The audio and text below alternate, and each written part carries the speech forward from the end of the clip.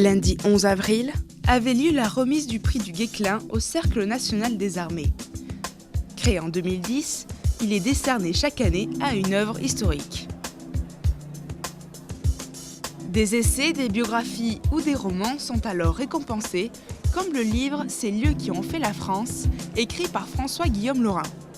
C'est à la fois un récit, c'est une enquête, c'est un partage aussi d'un savoir que m'ont donné des passeurs en fait. Un ouvrage à la fois historique et géographique qui, en 25 chapitres, amène le lecteur dans 25 lieux différents de la France. Ce mémoire a été un véritable travail d'historien, mais aussi de reporter. Les lieux d'histoire, c'est un peu des scènes de crime. Il y a des indices, il suffit juste de faire l'enquête et donc de gratter, même dans un endroit ultra moderne, hyper moderne. Vous avez encore quelques vestiges de la bataille et en même temps savoir aussi qui porte la mémoire de ces lieux. Ça, c'est très important et qui l'a porté au fil des siècles depuis 1515. C'est mon premier livre d'histoire et donc c'est mon premier prix d'histoire.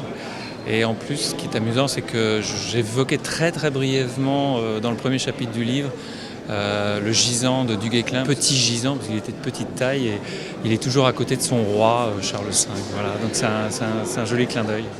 Un petit clin d'œil à un personnage que porte le nom du prix.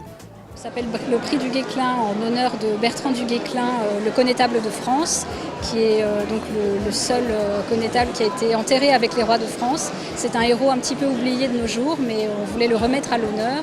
Un hommage à un chevalier du XIVe siècle, mais un prix estimé par un jury composé d'historiens, d'écrivains et d'académiciens.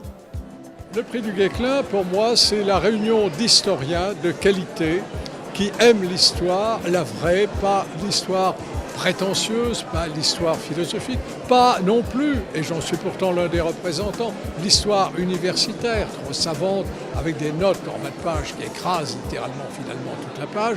Non, c'est la bonne histoire, l'histoire telle que l'avait conçue la Wyss, telle que l'ont popularisée des historiens comme Alain Decaux par exemple. En marge du prix du Guesclin se tenait la 6e édition du Salon de l'Histoire en littérature. Une quarantaine d'auteurs d'essais, de biographies et de romans historiques y étaient réunis pour des séances de dédicaces et de rencontres. Une soirée riche en livres et en savoir que vous pourrez retrouver le 8 décembre prochain.